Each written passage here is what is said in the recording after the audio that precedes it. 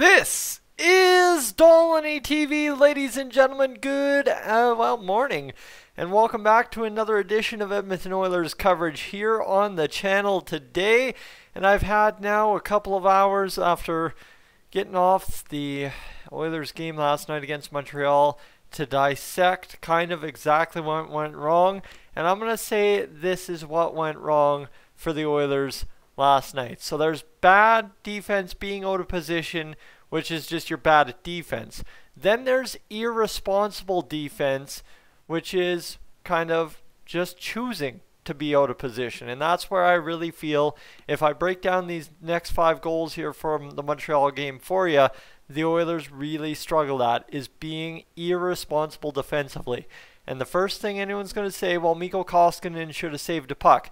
Ladies and gentlemen, he saved 30 out of 35 of them last night. Anytime your goaltender saves 30 pucks, that's a pretty dang good night for him. You shouldn't be giving up 35 shots. But here I am not arguing that anywhere else, so why am I arguing it now? Just because I want you to really sit back and listen to what I have to say about these 5 goals against the Oilers last night. We've seen a troubling trend, and the reason I use irresponsible defense instead of bad defense is it is the same kind of script as that game against the Vancouver Canucks on opening night, and it's the same kind of script we've seen lead to breakaway after 2-on-1 after high danger chance against Mikko Koskinen to open up the year. What they were saying on the City Ford pregame show, face-off show, I'm not sure what you'd think after hearing that tagline a million times yesterday on 6:30 Ched, I'd have it down pat, but that's how often I get to listen to a game on the radio. However, you know what, the point still stands, is they were talking about the fact that Koskinen is early in the season, he hasn't been stressed out by high danger chances night in, night out. As long as you reduce the traffic in front of him, reduce the workload on the ice during the game, it's not going to be such a bad situation having Mike Smith out. And then immediately following that pregame show, the Oilers go play a hockey game where they end up giving up an exact what you can't do against Mikko Koskinen. And that is allow high danger chance after high danger chance, get hemmed in your own zone, and make the goalie work overtime even though you're only playing 60 minutes in a loss. So, shall we get to it? I think we can start breaking down why the goals are as ugly as they were on the defensive side of the puck. And realistically, this is one where you can say what you want about the forwards and stuff, but this is one where every defender on the play is almost perfectly at fault for it by being irresponsible and being out of position to some extent.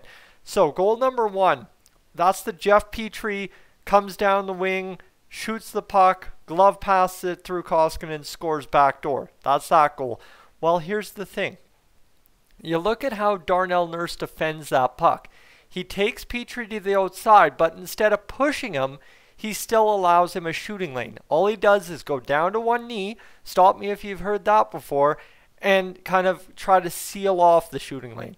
But Darnell Nurse, as well as any other Oilers fan, should know that when Darnell Nurse goes to a knee, it usually leads to a high-quality chance against the Edmonton Oilers. I'm not saying that it's a bad part of Darnell Nurse's game by the fact that I understand what he's trying to do, but it just simply does not ever seem to work out for him in the way he intends. So this one instead becomes a glove pass to Petrie himself, wrap around back of the net.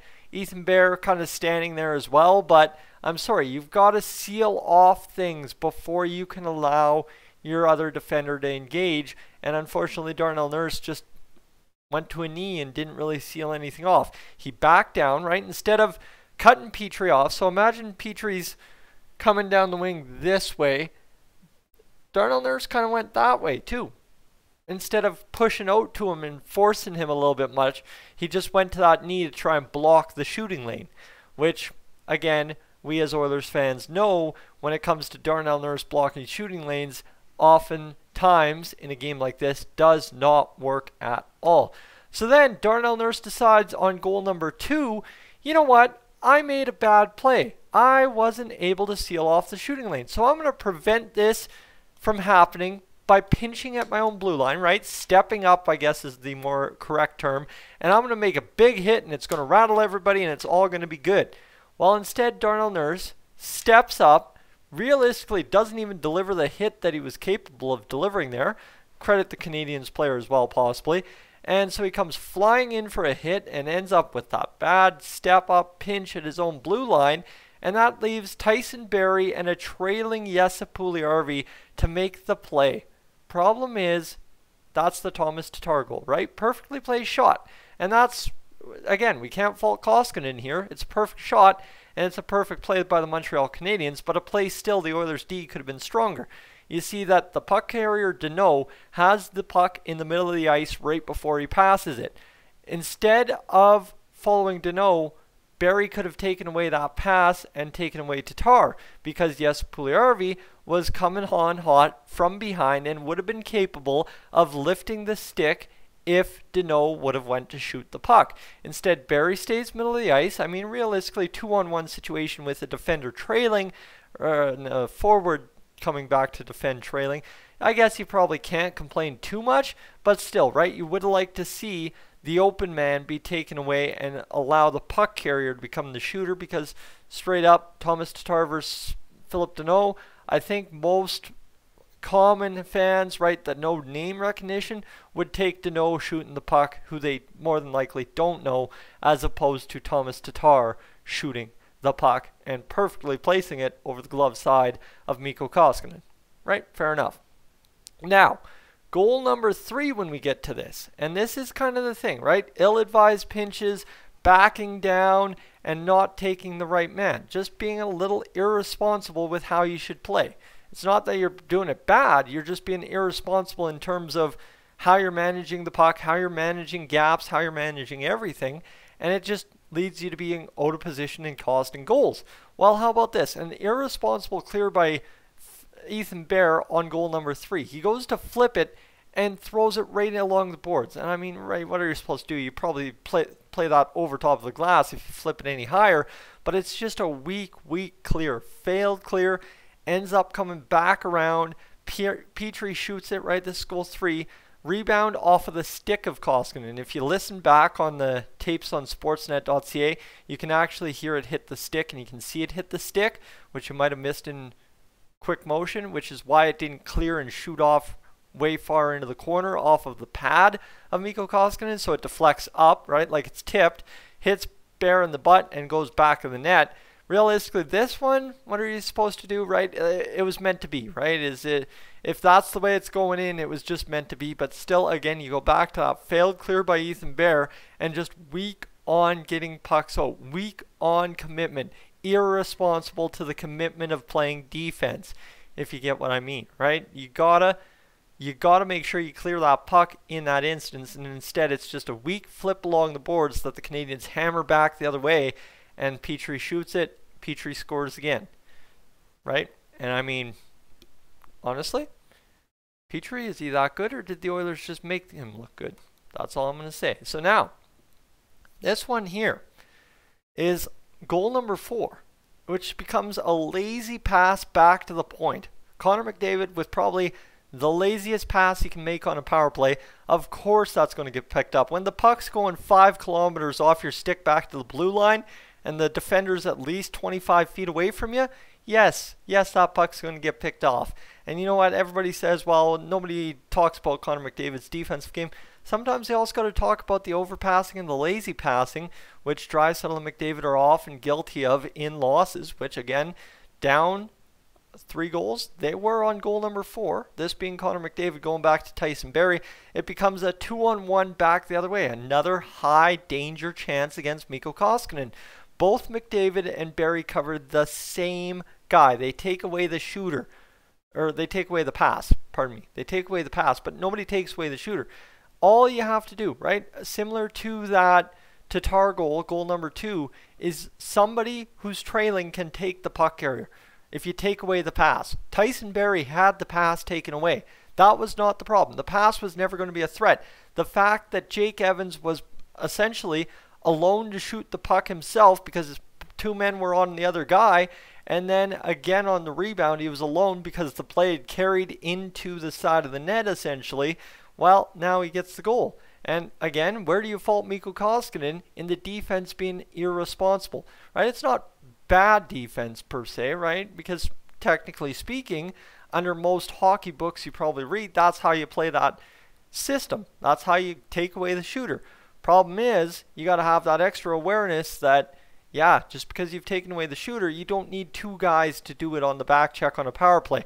You still outman them 4-5. You want to shut it down as much as possible. Connor McDavid, even taking a penalty in that instance, wouldn't have been as costly as giving up goal number 4. And that's why I still, to some degree, do not understand why you have to cover two guys on one man on a 5-on-4 power play shorthanded chance where it's a 2-on-1 with a man trailing. Do I get it? I really don't. Now, goal number 5. This is something that was going to cost the Oilers last night. Bear had a couple examples of it. I believe Larson missed a golden chance, and I think one of our left-hand D as well missed a shot on net. And as you know, as an Oilers fan, a lot of our long-standing D, whether it be Nurse, whether it be Larson, whether it be Bear from last year, realistically, they have a hard time hitting the net. They seem to, at least once or twice a game each, miss the net in a no-brainer situation. There's no way you should miss the net on this shot, yet they do. Ethan Bear, goal number 5, misses the net. Like I said, he missed it a couple times. The Larson chance that he missed the net on also jumps out. He shoots the puck wide, and again, an irresponsible, bad pinch by Caleb Jones leads to the puck coming the other way and the back of the net. You want to rewatch that one. I'll kind of give you a better breakdown on it here, and you can kind of see how this one shapes up. So Ethan Bear, chance at the near side boards to shoot this puck. He goes shot and completely wires it wide, doesn't even hit the blocker. Jones goes to play it along the boards instead of backing up, and that leads to Thomas Tatar going in there pretty much alone. Yeah, Ethan Bear contests him at the last second, but what are you supposed to do? And look at this hustle here by Bear. He's getting back all the way he can, but he actually lets off last second before he hits in front of Koskinen, because he would have totaled Thomas Tatar into Mikko Koskinen, and we'd be talking about a whole nother situation today if Ethan Bear would have played that play any harder. So probably goal number 5, you want to fault Mikko Koskinen? Yeah, you probably can. Problem is, it's a breakaway. What are you supposed to do? It's a 50-50 chance if the goalie comes up with the puck, and when you're giving up 5 or 6 2-on-1s a game, 2 or 3 breakaways a game, of course you're going to give up goals, no matter who your goaltender is, right? The Oilers, what did they have for breakaways last night? 1, and Carey Price came up with a save on Connor McDavid? Okay, so if we would have gotten number 2, we probably would have had a 5-2 score. You see where I'm going with that. So it's tough to watch, and it's just irresponsible defense leading to being out of position, which ends up being bad because it's a goal back of the net. Frustrating? Absolutely. But does that mean the Edmonton Oilers have a bad defense? No, it's just irresponsible decision making. So if they commit to playing defense and they commit to playing hard, like they did in that Canucks game, suddenly you only give up 2 goals a game, and with the offense we have, we win the game or we lose by 1. That's not that bad, right? Realistically, if we're losing by 1, there aren't as many complaints as you saw in the past 24 hours about the Edmonton Oilers. And the fact that anyone, especially if you listen to this recap of how the plays broke down, if you're still blaming Mikko Koskinen, go to sportsnet.ca, rewatch the goals as many times as it takes for you to realize it's not Mikko Koskinen's fault the Oilers lost 5-1. It's Mikko Koskinen's fault the Oilers didn't lose worse than 5-1. I'm Tyson. This is Dolynny TV. I'm up on out of here.